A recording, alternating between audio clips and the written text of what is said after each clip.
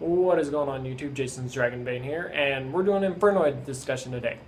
So before we get into everything, I wanted to mention something to you guys that a lot of people might not know about, because I haven't heard anything about it on the YouTube channels, but a lot of forums have started to mention it. And that is, during my first video, and around that time, it was actually a mistranslation on two Infernoid cards. The two Infernoid cards were Infernoid Veil and Aldrelmec, the level 7 and level 8 monsters. They turned out, what they originally said was you have to banish 3 to special summon them. It turns out they only have to banish 2. That's a huge help to the deck, because having 3 monsters that needed 3 to banish was a huge detriment, because you ran out of resources so fast. But with them only having to banish 2, they've become a lot better. Alright, that being said, let's move on to the actual discussion portion. And the reason I'm doing this is we got the Fight Infernoid Day thing over in the OCG. And so basically, OCG judges were given proxy cards of the Infernoid set, and they were told, build a deck. You're going to fight single duels against anyone that challenges you. And this is basically just going to build hype for the Infernoids. One of the constants of the entire day was Reasoning, Monster Gate, Burial from the Different Dimension, and Miracle Day. So Reasoning is, you're basically, your opponent calls them level. You mill the top cards of your deck until you reach a monster that can be normal summoned. If they call the level right, everything goes to the graveyard. If not, the monster gets special summoned, and then everything goes to the graveyard. So this is a huge help, because all the level 5 or higher Infernoids can special summon themselves from the graveyard.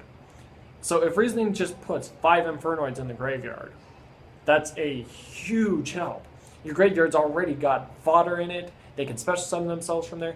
It's a beautiful card for them. Monster Gate essentially does the same thing. You basically, except you tribute a monster, you get your normal summonable monster no matter what. That's the only difference, really. Burial from the Different Dimension is target up to 3 of your target up to 3 banished cards, you or your opponents, and put them back into the graveyard. Miracle Dig does essentially the same thing, except it's a normal spell card instead of a quick play, and 5 of your monsters have to be banished before you can activate it, and then you'd put 3 of your own back into the graveyard, and that's it.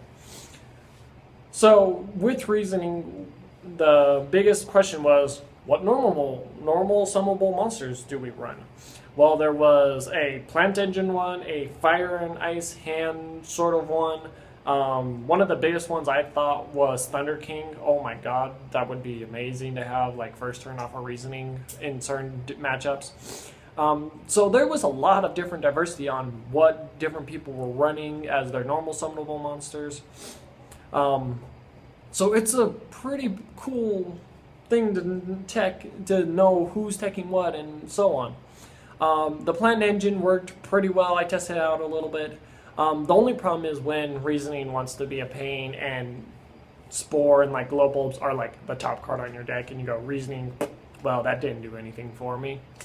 But that's the downside of Reasoning, is it's a luck card.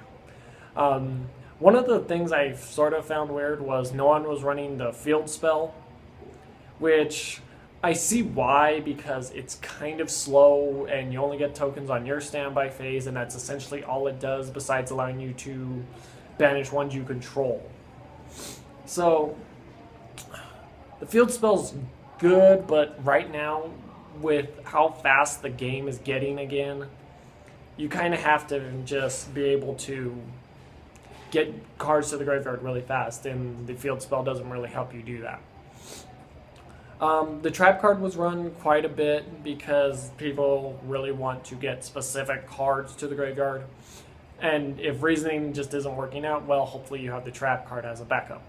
Needlebug's Nest was another one that a lot of people were teching, and just because right now the deck is basically put random cards in the graveyard and try and go. Excuse me. So it's a pretty dang cool deck. I'm really enjoying this deck. I actually saw this really interesting version which was running bamboo swords. I'll show you guys that deck later. I'm testing it out a little bit more right now. The two mistranslated cards have thrown a little hiccup in there, and I'm like, okay, I gotta rethink this a little bit. So, but it's a really cool, interesting little build. I really think that like reasoning with like Fire Hand, Ice Hand, Thunder King, Grand Mole, and some other very good like normal summonable monsters will be the king of the deck.